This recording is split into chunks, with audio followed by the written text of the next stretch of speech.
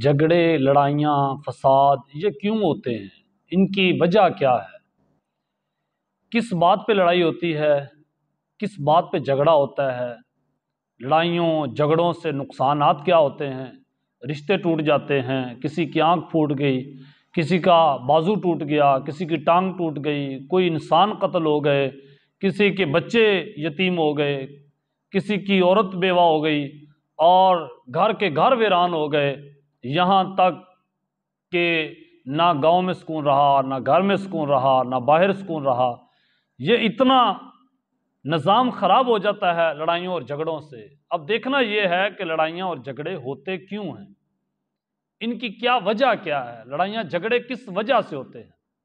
اللہ تعالیٰ نے جب انسان کو بنایا، آدم علیہ السلام کو جب بنایا تو فرشتے دیکھ رہے تھے۔ فرشتوں کو پتا تھا کہ اس میں جو مٹی ڈالی جا رہی ہے، جو خمیر تیار کیا جا رہا ہے، اس کی فطرت میں لڑائیاں جھگڑے ہیں۔ اس لیے جب اللہ تعالیٰ نے فرشتوں سے پوچھا کہ میں اپنا نائب بنانے والا ہوں، تو فرشتوں نے آگے سے کیا جواب دیا؟ وہی فرشتوں نے کہا تجعل فیہا من یفسد فیہا ویسفک الدماء، اے اللہ تو اس کو نائب بنانے جا رہا ہے جو لڑائیاں کرے گا، فساد کرے گا، اور اس فساد کو اتنا دور لے کے چلا جائے گا کہ قتل و غارت ہو جائے گی۔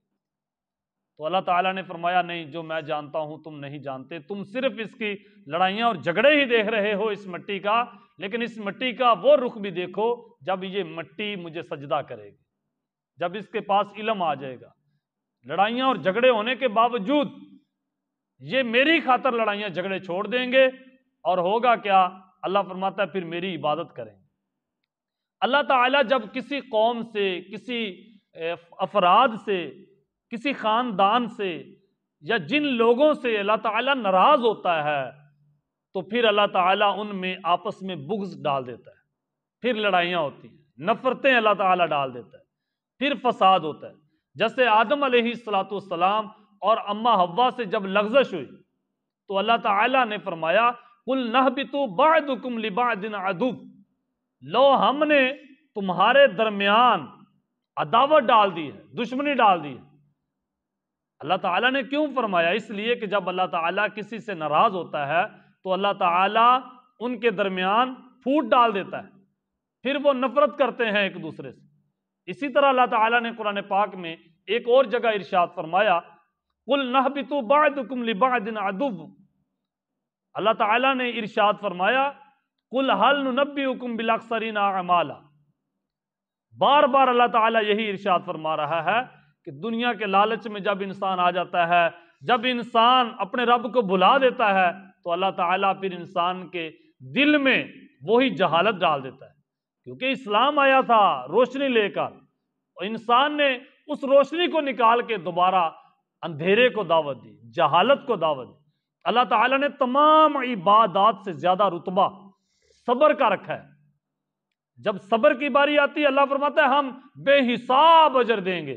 باقی عبادات کا اجر گن گن کے اللہ تعالیٰ دیتا ہے، نمازوں کا حساب گنتی کے ساتھ، روزوں کا گنتی کے ساتھ، صدقہ کریں گے گنتی کے ساتھ، نماز پڑھیں گے گھر میں پڑھیں ایک نماز کا ثواب، علاقے کی مسجد میں پڑھیں گے، جامع مسجد میں پڑھیں گے 27 نمازوں کا ثواب، مسجد اقصیٰ میں جا کے پڑھیں گے 25,000 نمازوں کا ثواب، مسجد نبوی شریف میں پڑھیں گے 50,000 نمازوں کا ثواب، خانہ کعبہ میں پڑھیں گے 1,00,000 نماز کا ثواب۔ یہ نمازوں کا اجر بھی گنتی کے حساب سے، لیکن جب صبر کی باری آئے تو یہ اللہ کو اتنا پسند ہے کہ اللہ تعالیٰ نے ارشاد فرمایا فَالصَّابِرُونَ أَجْرَهُمْ بِغَيْرِ حساب، جو لوگ صبر کرتے ہیں اللہ بے حساب اجر عطا فرماتا ہے۔ اللہ تعالیٰ نے صبر رکھا ہے مومن کے لیے، لیکن اگر صبر نہ کرے تو اللہ تعالیٰ نے کیا ارشاد فرمایا؟ قُلْ هُوَ الْقَادِرُ عَلَىٰ أَن يَبْعَثَ عَلَيْكُمْ عَذَابًا مِّن فَوْقِكُمْ أَوْ مِن تَحْتِ أَرْجُلِكُمْ أَوْ يَلْبِسَكُمْ شِيَعًا وَيُذِيقَ بَعْضَكُمْ بَأْسَ بَعْضٍ۔ اللہ تعالیٰ نے فرمایا محبوب صلی اللہ علیہ وسلم آپ فرما دیجئے، اپنی قوم کو کہہ دیجئے کہ اللہ تعالیٰ عذاب دینے پر قادر ہے۔ وہ عذاب آسمانوں سے دے یا زمین کی طرف سے لوگوں کو عذاب میں مبتلا کرے، وہ قادر ہے۔ جو اللہ تعالیٰ کو ناراض کرتے ہیں، اللہ تعالیٰ پھر اپنے غصے کا اظہار یوں بھی کرتا ہے کہ اللہ تعالیٰ ان پر عذاب انڈیل دیتا ہے. عذاب آسمان سے بھی بھیجتا ہے, زمین کی طرف سے بھی, نیچے سے بھی اللہ عذاب بھیج دیتا ہے. اگر ایسا عذاب نہ آئے تو اللہ تعالیٰ پھر ایک عذاب اور بھی بھیجتا ہے, وہ ہے اللہ تعالیٰ نے فرمایا پھر ہم آپس میں ان کو لڑوا دیتے ہیں.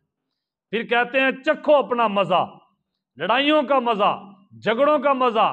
بیوی کو خامد سے لڑوایا, کیوں؟ انہوں نے اللہ کو جو بلا دیا.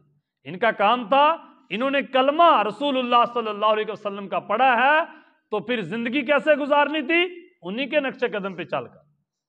یہی اللہ تعالیٰ نے ارشاد فرمایا نا, مومنوں کی نشانی یہ ہے رحماء بینہم تراہم. مومنوں کی نشانی ہے کہ وہ آپس میں ایک دوسرے سے محبت کرتے ہیں, ایک دوسرے پر رحم کرتے ہیں. یہ مومنوں کی نشانی ہے. کافروں کے سامنے ان کے لیے سخت, اپنوں کے لیے نرم. اور منافق کی, کافر کی نشانی کیا ہے؟ وہ آپس میں بھی لڑائیاں جھگڑے فساد کرتے ہیں. اگر آپس میں ہم مسلمان بھی اگر آپس میں لڑائیاں جھگڑے فساد کریں گے تو پھر کیا ملے گا؟ پھر اللہ تعالیٰ کی ناراضگی.